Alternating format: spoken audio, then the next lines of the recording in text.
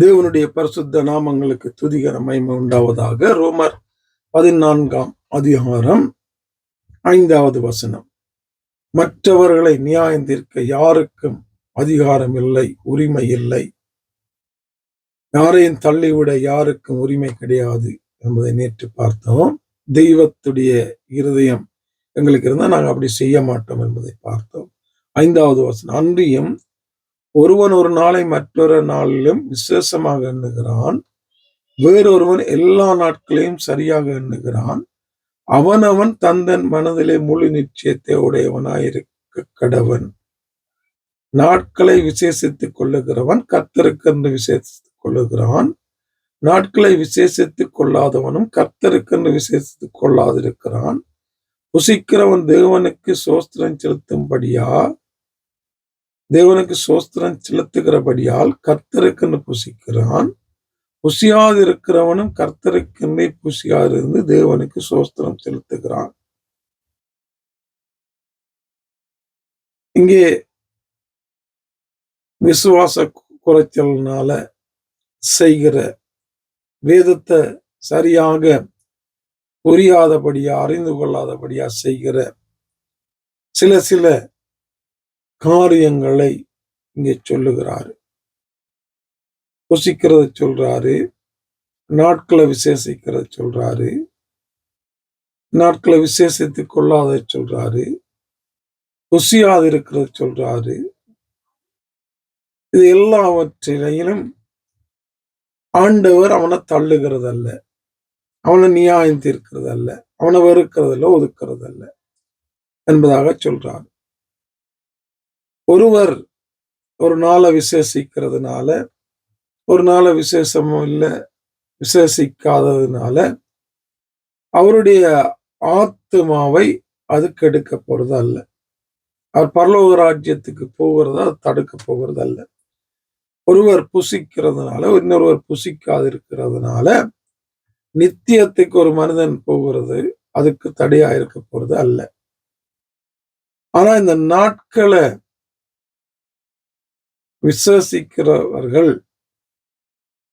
தேவனுக்கு பிரியமில்லாத அந்நியர்கள் செய்கிற கொண்டாட்டங்கள், அந்நிய தேவர்களுக்கு செய்யப்படுகிற கொண்டாட்டங்கள், அதற்குரிய காரியங்கள், அதற்குரிய நாளை இவரும் அவர்களோடு சேர்ந்து விசேஷித்த நாளாக கொண்டாடுவாராக இருந்தால் அது ஆத்மாவுக்கு இடரலை உண்டாக்கும், தேவனுக்கு பிரியமில்லாத ஒரு காரியம், வசனத்துக்கு விரோதமான ஒரு காரியம். இதில் நாங்க கவனமா இருக்கணும். அதுல வருகிற ஒரு காரியம், அங்கே அநேக காரியங்கள் செய்யப்படுவதுண்டு.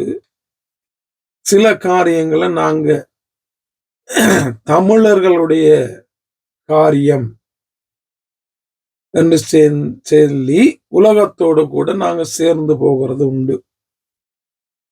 சூரியனுக்கு படைப்பார்கள், பொங்குவார்கள். மாட்டுக்கு படைப்பார்கள், பொங்குவார்கள். இதெல்லாம் தமிழற்ற காரியங்கள் என்று சொல்லி அவர்களோடு சேர்ந்து நாங்களும் போறது உண்டு. எந்த ஒரு படைப்பைக்கும், எந்த ஒரு சிருஷ்டிப்புக்கும் தெய்வத்துக்கு கொடுக்கிற மகிமைய, கனத்தை, காரியத்தை கொடுக்காதீங்க, கும்பிடாதீங்க, வணங்காதீங்க என்று உபாகமத்தில் ஆண்டவர் தெளிவாக சொல்லி இருக்கிறார். அப்படி இருக்கும்போது ஆண்டவருடைய படைப்புகளுக்கு அதை தெய்வமாய் வைத்து அதற்கு ஒரு காரியத்தை செய்கிறது தெய்வத்துக்கு புறமான, தேவன் வெறுக்கிற ஒரு காரியம் என்பதை நல்லா புரிஞ்சுக்கொள்ளணும். இப்ப இந்த நாளை நாங்களும் சேர்ந்து விசேஷிப்போமா இருந்தா, விசேஷித்ததை நாளா கொண்டாடுவோமா இருந்தா அது வேதத்துக்கு புறம்பானது என்பதை நாங்க மறந்துடக்கூடாது. கவனமா இருக்கணும். ஆண்டவருடைய பிள்ளைகள் என்ன செய்தாலும் வேத ஒழுங்கின்படி, வார்த்தையின்படி